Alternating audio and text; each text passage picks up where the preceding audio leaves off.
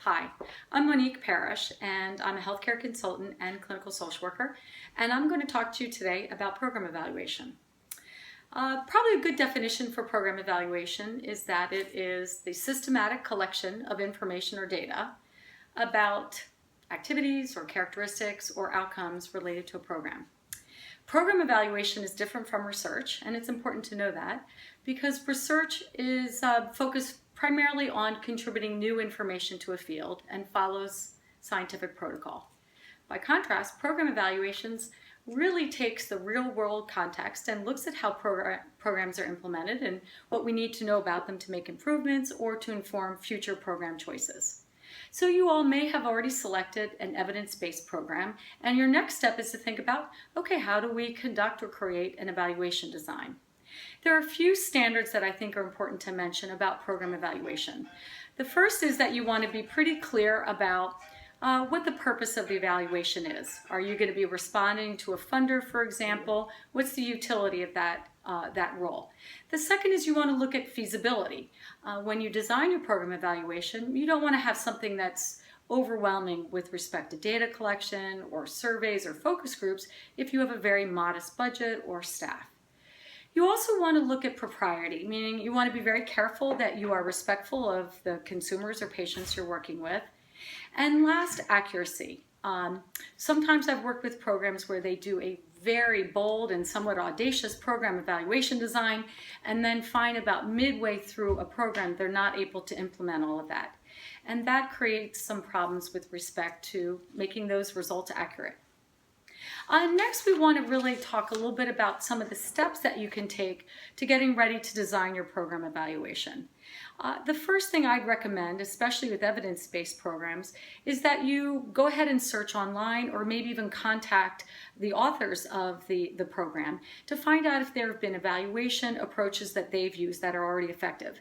That allows you not to reinvent the wheel and take advantage of things that are already in place.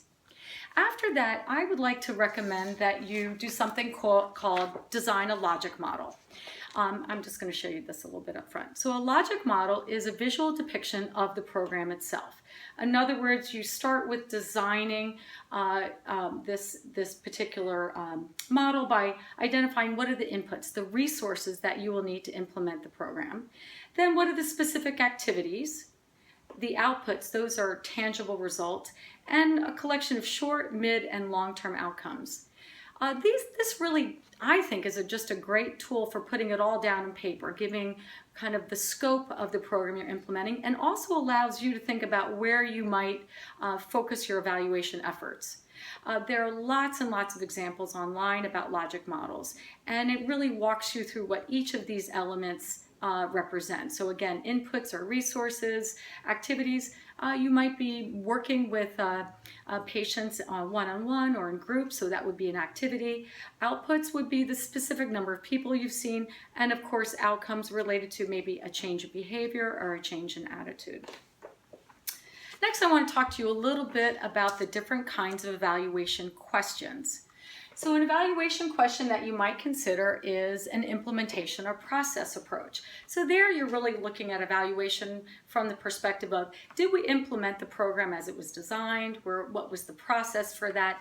And you might survey people who are doing the implementation. You might, of course, also ask the consumers, so the individuals whom you're targeting, if they received the program as it was intended. Effectiveness and outcomes. That really is often the driver for evidence-based programs because we have with evidence-based programs indications that there's been a change, of course, in behavior or attitude. So if you're going to focus on outcomes, giving smoking cessation as a particular example, so using one of the evidence-based program smoking cessation programs, you would look at a long-term outcome, oftentimes referred to as distal. Did we actually reduce the number of people who were smoking? Maybe a short-term outcome would be we changed attitudes about smoking in general and their health. You also might want to look at another program evaluation question is looking at efficiency. So was the program that you implemented, were you able to do it with the resources that you had in a way that was effective? And kind of hand in glove in that, we want to look at cost effectiveness.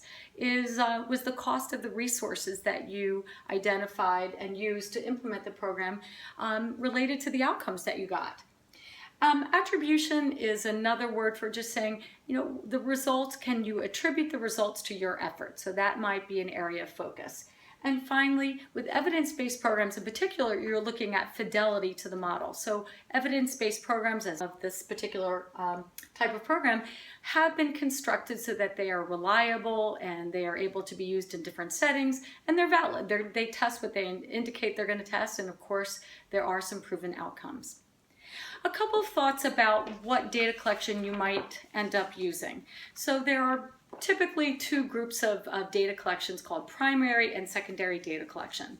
A secondary data collection is existing data. So let's say you were going to look at a population and you were trying to identify some particulars that would be related to demographics collected by the American Survey data or by census data. Those data sets would be considered a secondary data set. Primary data set are the data that you collect that you've developed. So indicators and data sets might be surveys, you might be recording pre and post attitudes about something. That would be a primary data set along with perhaps focus groups. In the end, what I'd like to encourage all of you to do is to be open to this area of integration in your program design, folding program evaluation right into it, and not to be too overwhelmed by the specifics. Go online, as I said earlier, research what has been done before with a particular evidence-based program so you can make good decisions about it. Last, some people ask, should we hire an external evaluator? And again, you got to look at the program structure that you have and the funds that you have. Sometimes this could be really helpful. You might also want to reach out to local colleges and universities and see if they have an interest in the program that you are supporting, and maybe you can partner with them. And with that, I wish you the best of luck. Thanks.